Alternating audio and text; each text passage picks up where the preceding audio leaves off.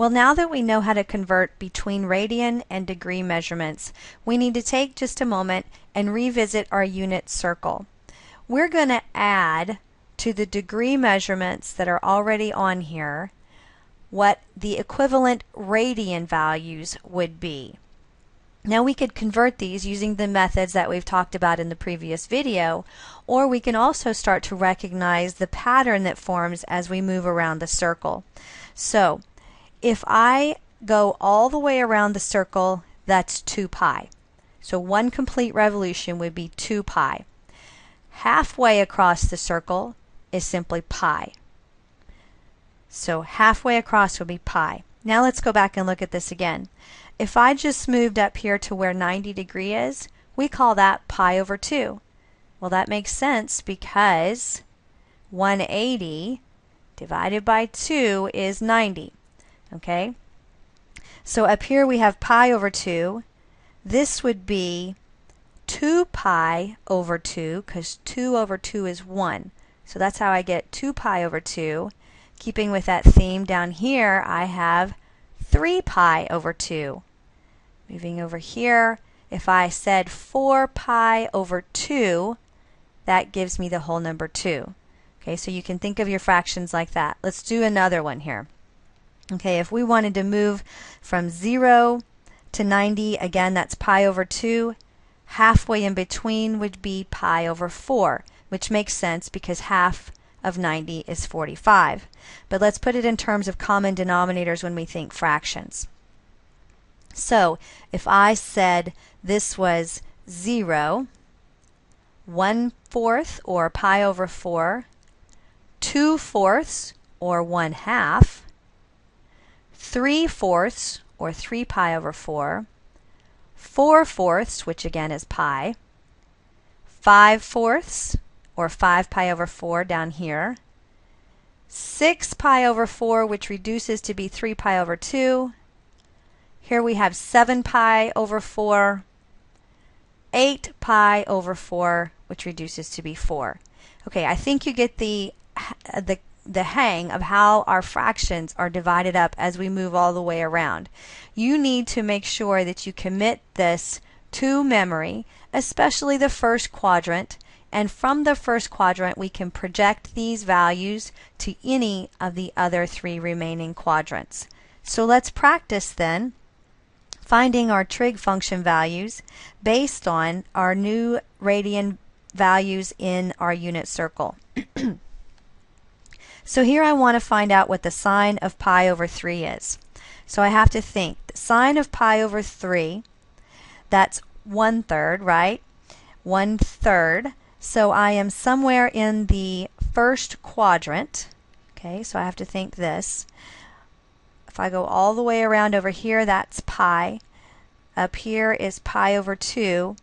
Well, 1/3 is less than 1/2, so I'm somewhere over here and I happen to be at 60 degrees. So the sine of pi over 3 would be the square root of 3 over 2 because I'm memorizing already the sine of 60. There's lots of different ways for you to think about this, how you're you need to figure out your logic in coming up with how you remember what these values are as you move around the circle. So let's just practice another one. Here I have the cosine of pi over 6. I know that pi over 6 is really 30 degrees. It's here in the first quadrant and it's a small angle. So the cosine of pi over 6, because I've memorized that already, or the cosine of what I would consider 30, is also square root of 3 over 2. So let's do something maybe a little more challenging. How about the cotangent of 3 pi over 4? Well, we have to think, where does 3 pi over 4 occur? 3 pi over 4, if I go all the way over here, that's pi. This is less than pi, so I'm somewhere here in the second quadrant.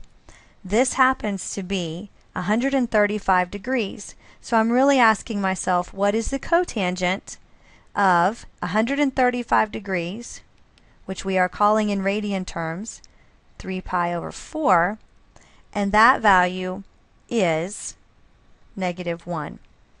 Let's scroll back up here to the unit circle real fast. So here I was at 3 pi over 4, which is 135 degrees again. If I'm thinking cotangent, okay, the cotangent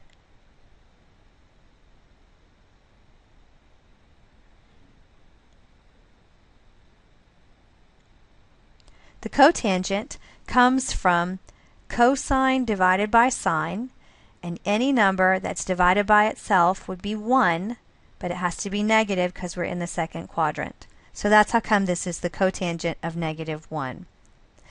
The next problem we want to think about is the secant of 5 pi over 3. So while I'm up here, where is 5 pi over 3 on this unit circle? 5 pi over 3 is all the way over here in quadrant 4.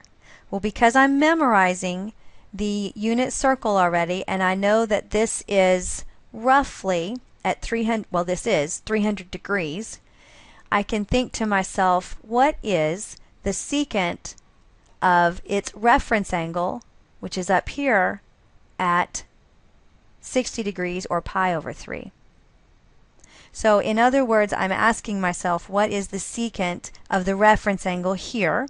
Secant would be 1 over sine, which is 1 over the square root of 3 over 2.